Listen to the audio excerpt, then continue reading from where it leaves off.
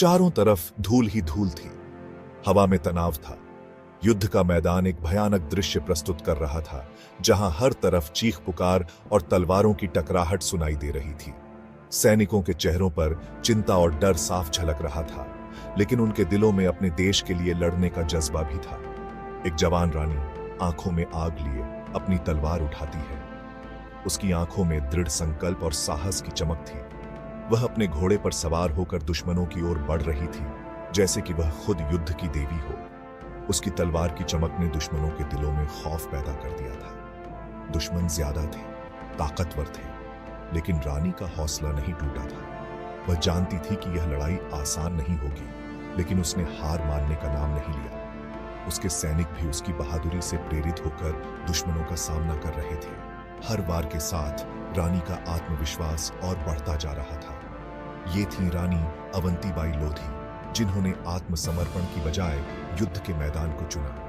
उन्होंने अपने राज्य और अपने लोगों की रक्षा के लिए अपने प्राणों की आहुति देने का संकल्प लिया था। उनकी वीरता और साहस की कहानियां आज भी लोगों के दिलों में जीवित हैं।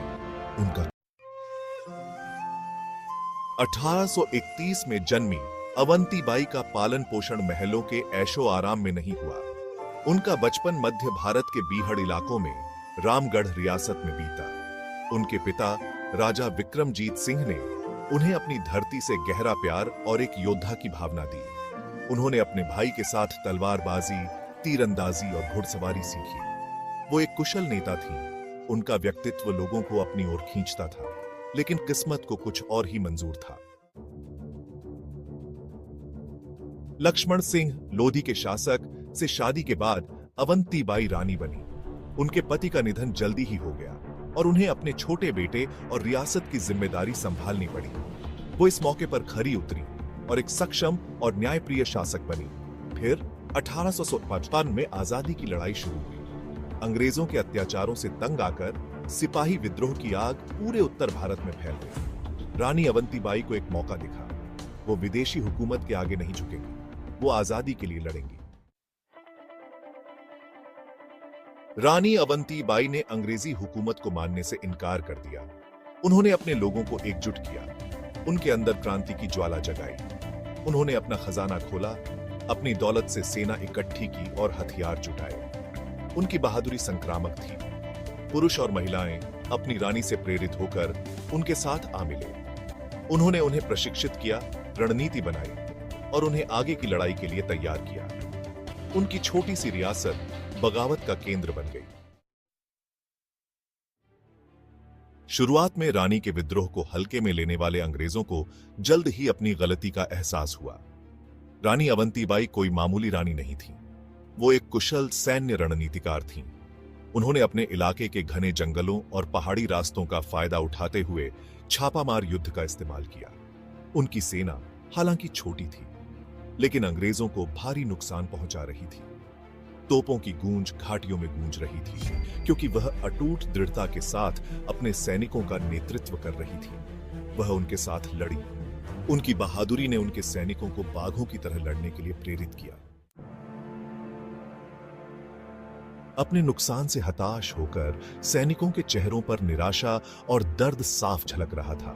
हर तरफ बिखरे हुए शव और टूटे हुए हथियार युद्ध की भयावहता को दर्शा रहे थे। अंग्रेजों ने लोधी पर पूरी ताकत से हमला कर दिया। उनकी सेना संगठित और सुसज्जित थी और वे किसी भी कीमत पर किले को जीतने के लिए तैयार थे। उन्होंने किले को घेर लिया और उस पर लगातार बमबारी शुरू कर दी।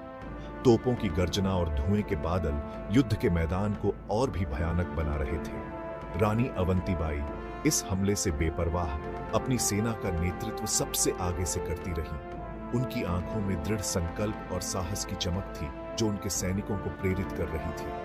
वह बेजोड़ वीरता से लड़ी। उनका नाम अंग्रेजों के दिलों में खौफ पैदा कर रहा। रानी अवंतीबाई को अपनी हार निश्चित दिख रही थी और उन्होंने आखिरी बलिदान देने का फैसला किया।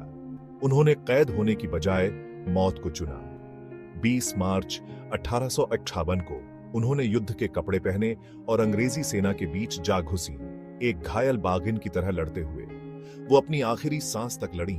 उनका नाम भारतीय इतिहास में हमेशा के लिए अमर हो गया। उनके बलिदान ने पूरे देश में विद्रोह की आग भड़का दी। अनगिनत लोगों को अंग्रेजी शासन के खिलाफ उठ खड़े होने के लिए प्रेरित किया। रानी अवंतीबाई लोधी की कहानी सिर्फ अतीत की दास्तां नहीं है, यह भारत की अदम्य भावना का प्रमाण है। एक याद दिलाता है कि आजादी कभी मुफ्त नहीं मिलती। उनका साहस, उनका नेतृत्व और अपनी मातृभूमि के प्रति उनकी अटूट प्रतिबद्धता पीढ़ियों को प्रेरित करती रहेगी। भारत सरकार ने उनके सम्मान में एक डाक टिकट जारी किया। स्कूल, कॉलेज और सड़कों पर उनके नाम है। उनकी कहानी आशा की किरण है, साहस और दृढ़ विश्वास की शक्ति का प्रमाण है। रानी अवंतीबाई लोधी ने भले ही एक छोटी सी रियासत पर राज किया हो, लेकिन उनकी कहानी किसी भी बड़े साम्राज्य की कहानी से कम नहीं है। उनकी रियासत छोटी हो सकती है, लेकिन उनके दिल और उनके साहस की कोई सीमा नहीं थी। लेकिन उनकी विरासत बहुत बड़ी है। उनकी विरासत में न केवल उनके शासनकाल की उपलब्धियां शामिल हैं, बल्कि उनके द्वारा दिखाए गए अद्वितीय साहस और दृढ़ संकल्प की कहानियां भी शामिल हैं। वह दृढ़ता की प्रतीक हैं और उनकी कहानी हमें यह सिखाती है कि कैसे एक व्यक्ति की दृढ़ता और संकल्प पूरे समाज को प्रेरित कर सकता है। उनकी दृढ़ता ने उन्हें एक महान नेता और योद्धा बना दिया। इस बात का एक शानदार उदाहरण है कि कैसे एक व्यक्ति का साहस क्रांति को जन्म दे सकता है। उनके साहस ने न केवल उनके राज्य को बल्कि पूरे देश को प्रेरित किया। उनकी क्रांतिकारी भावना ने उन्हें इतिहास के पन्नों में अमर कर दिया। आइए हम उन्हें न सिर्फ एक रानी के रूप में बल्कि एक योद्धा, एक नेता और एक प्रेरणादायक महिला के रूप में याद रखें। उनकी कहानी हमें यह सिखाती है कि सच्ची नेतृत्व क्षमता और साहस किसी भी बाधा को पार कर सकता है। एक नेता और भारत की सच्ची बेटी के रूप में याद रखें। उनकी कहानी हमें यह भी सिखाती है कि महिलाओं की शक्ति और क्षमता को कभी भी कम नहीं आंकना चाहिए। वह नारी शक्ति का एक जीवंत उदाहरण है। उनकी कहानी कार्रवाई का आह्वान है और यह हमें प्रेरित करती है कि हम अपने जीवन में भी उसी साहस और दृढ़ता को अपनाएं। उनकी कहानी हमें यह याद दिलाती है कि हमें अपने अधिकारों और स्वतंत्रता के लिए हमेशा सतर्क रहना चाहिए। एक याद दिलाता है कि हमें अपनी आज़ादी को कभी भी हल्के में नहीं लेना चाहिए। उनकी कहानी हमें यह भी सिखाती है कि स्वतंत्रता की कीमत क्या होती है और इसके लिए कितने बलिदान दिए गए हैं। उनकी स्मृति को जीवित रखना और उनकी कहानियों को आने वाली पीढ़ियों तक पहुंचाना हमारी जिम्मेदारी है। उनकी विरासत को समझना और उसे आगे बढ़ाना हमारा कर्तव्य है। उनके बलिदान से प्रेरणा लेना और एक ऐसे भारत के निर्माण के लिए प्रयास करना हमारी जिम्मेदारी है जिस पर उन्हें गर्व हो। हमें उनके बलिदान को व्यर्थ नहीं जाने देना चाहिए और उनके सपनों को साकार करने के लिए कड़ी मेहनत करनी चाहिए जिस पर उन्हें गर्व हो। आइए हम सब मिलकर एक ऐसे भारत का निर्माण करें जो न केवल आर्थिक रूप से बल्कि सांस्कृतिक और सामाजिक रूप से भी मजबूत हो। उनकी विरासत को समझना और उसे आगे बढ़ाना हमारा कर्तव्य